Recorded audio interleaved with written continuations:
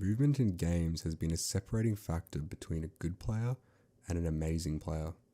Over the years, companies have strengthened the importance of movement within their games and used it as a factor to leverage a skill gap. In fact, movement became such a core component of games that it even developed into its own genre, being movement shooters. Notably, the Titanfall series best adapted to this era, implementing jetpack movement and mech combat where players could literally fly around the map in a matter of seconds. Following this, Call of Duty released 3 jetpack titles, all of which struggled to be loved by the community. Let's turn back time and look at how movement became such a core component of games today. The first game to ever implement a hyper-realistic movement system was the original Quake, released in 1996.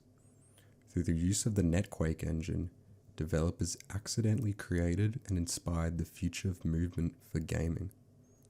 You may still be wondering how Quake has anything to do with movement in modern gaming. Quake can be recognized as the birth of speedrunning, an activity where players attempt to complete sections or the entire game in the quickest time possible. Over time, players began maximizing their runtime through movement. At this point, players discovered the world-changing, unintentional mechanic called bunny hopping. Bunny hopping can be defined as air strafing in a left to right direction in order to gain momentum whilst carrying this momentum through continuously jumping in a desired direction. Quake can be seen as the first use of bunny hopping or bee hopping, and this will prove to be vital for competitive movement. Although bee hopping seemed short-lived, as Quake's developers were not pleased with the discovery, as they were not intending their game to be played in this manner. So for the next iteration, bee hopping was drastically nerfed or even considered removed. Quake would path the movement road for the next generation of games, inspiring players in the Counter-Strike series, Call of Duty, and soon-to-be-released Half-Life series. After the bee hopping nerfs implemented into Quake 2, the release of Valve's debut product, Half-Life in 1998, would serve to be the second pedestal for speedrunners, as techniques such as air strafing, wall strafing, and of course bunny hopping were re-implemented, as shown here. Speedrunning was back in full force. Although being considered one of, if not the most influential first-person shooter game of all time, winning over 50 Game of the Year awards, Valve had secretly planted the seed for their future domination in the first-person shooter genre for the next 2 decades. It would not be long before speedrunners were completing what was meant to be a 15-hour-long game in under 30 minutes using techniques such as beat hopping. Half-Life can be seen as the quintessential shooter game, containing all elements and movement mechanics that would be seen in later releases from Valve and shooter games as a whole. And this is where we mark the end of the prologue to movement. We know now that movement has developed from a once basic game mechanic that allowed the player to travel in a certain direction to something that allows players to compete. This is only the tip of the iceberg. After Half-Life, players knew exactly what they were looking for in movement: sharp, unrealistic, and fast. In 2000, when Valve released their first competitive first-person shooter game, Counter-Strike, Valve took the exact formula that players loved and adored from Half-Life and chucked it into a competitive environment where players would strategically battle as either a terrorist or a counter-terrorist. From this point onwards, movement was no longer confined to the barriers of a single-player game, where all you had to show was how fast you could bunny hop through a room. Now players could take their mechanics from Half-Life and adapt it to an entire new plethora of situations. In a game where timing is key, being able to bunny hop to a position before another player could usually determine who won the gun battle. Another example of where players used movement to gain an advantage would be when professional players, notably Forrest, a Swedish player for Fnatic at the time, combined the action of jumping and crouching at the same time.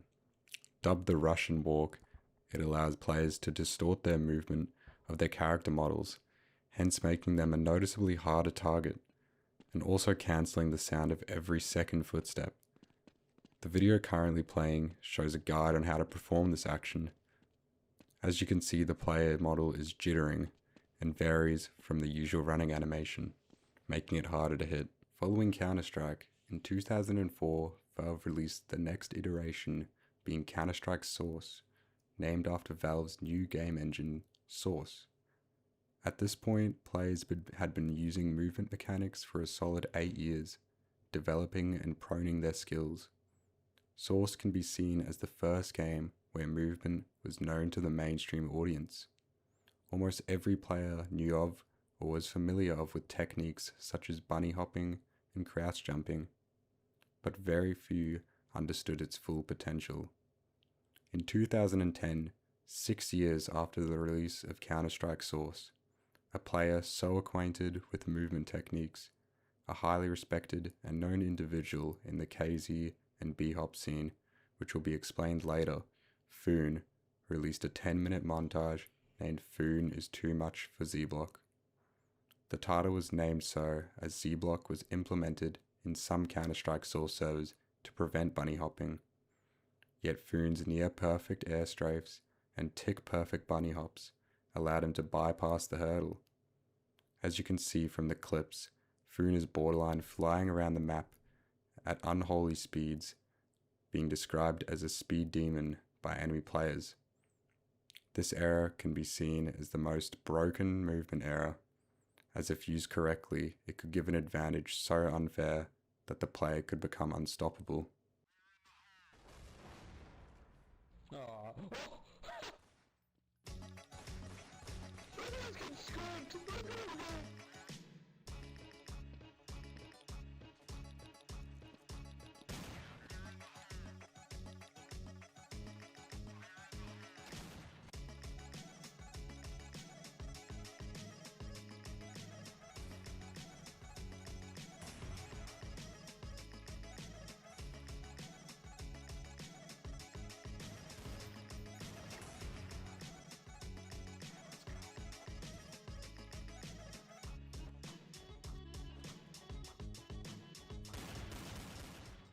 In the present, Counter-Strike Global Offensive dominates Valve's developing efforts.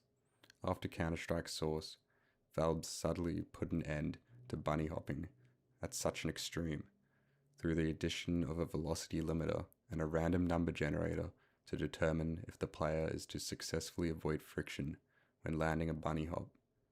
Although these changes were added, players still preserved and managed to find a way to bring back the Counter-Strike Source style montages and use movement to their advantage. In early years of CSGO, players such as LoLU, who originally came from Counter-Strike Source, continued to be seen as a movement player in Counter-Strike Global Offensive. In the modern era, players and content creators such as France J and Zahn pioneer the movement player style that was so present within Counter-Strike Source. Movement in CSGO is now considered a more broad and general skill to have been more important than previous iterations. Generally, a player's aim is tied directly to their movement capabilities. This can be seen through counter-strafing, an action that allows the players to have instantaneous accuracy when stopping motion. This is done by pressing the opposite directions key as you let go of your current direction, as shown on screen. More recently, the community has adopted a fondness for peaking or swinging angles in CSGO, such that when you move in a linear direction into your enemy's view. Professional players such as Antares have even become popular for their peaking style due to its absurd time to kill and precision. As players became more fond with the extravagant movement of Counter-Strike, Some individuals enjoyed it so much that they decided to make subgenres of movement styles, turning them into playable community servers. In 2003, a player named Patrick Creeds Wright, an aspiring map designer and computer engineer, created a movement game mode appropriately named after himself, KZ. KZ can be seen as the culmination of peak movement skills in Counter-Strike, such as air strafing, bunny hopping, and crouch jumping. The map KZ_Haunted House, being shown on screen now, depicts the optical course that Creeds created in order to allow players to practice and express their love for movement. This can be seen as a very simple map for today's standards, but very innovative for its time. Surf was a new concept that involved pushing the character against a triangular ramp using the A and D keys to air strafe and gain speed. Surf became a popular relaxing game mode that to this day has some of the most populated community servers. Combat Surf also became a popular game mode in CSGO, which tied together the skills of surfing in a deathmatch situation. This has now faded in popularity.